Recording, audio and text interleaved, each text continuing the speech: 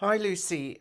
I just had another look at your email and wanted to just talk through the formative assessment for next week. I don't know how you've set it up, but it is a practice presentation assignment. So as long as they're giving a presentation, um, there's a lot of flexibility there. I'm sorry not to have got on top of this earlier. I had to give a lecture yesterday, and that took up a lot of my time. But what I would say is that I've changed a few things so that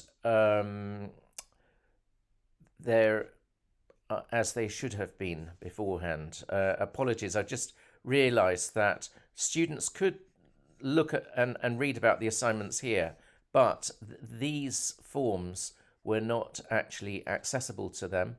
And I've changed that, and I've also added a formative presentation brief and formative presentation feedback form that you can use.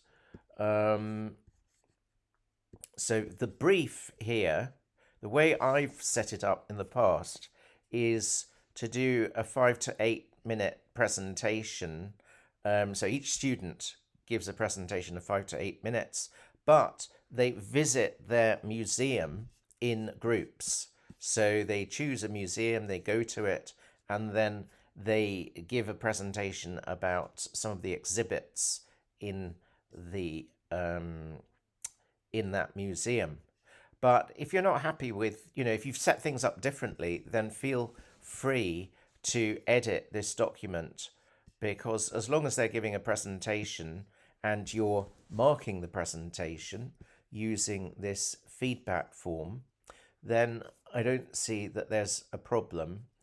One thing to note is that I'm not a great fan of giving marks until the final assessment, but other tutors do give marks, and if you want to give the student a mark, then that's up to you. The way I would play it is that I would just give the students comments on their performance, and then I would access Deb's formative assessment document, which you can see here.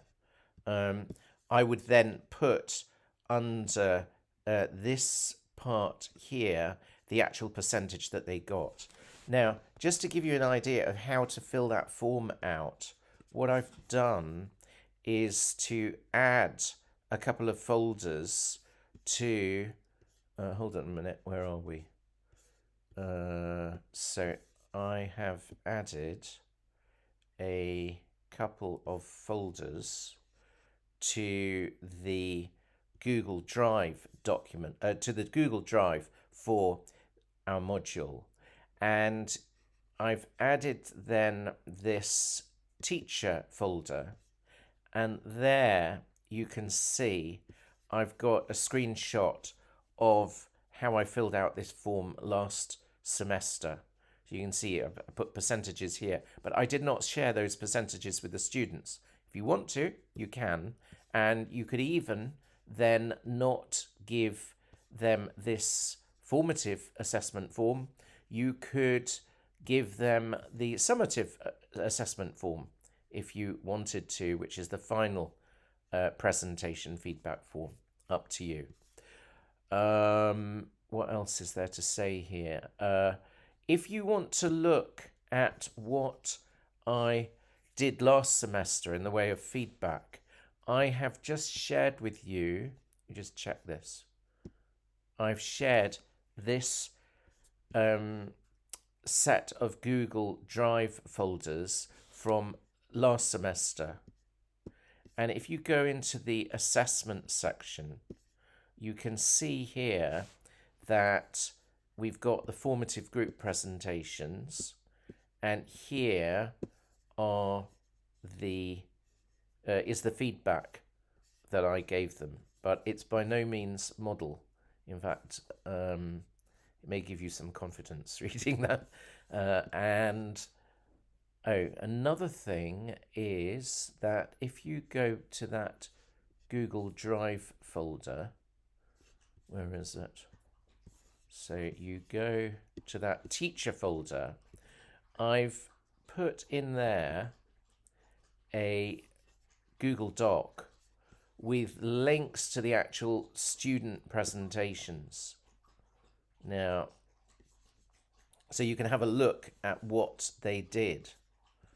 But again, there's no need to feel that your sets of students have to do anything similar.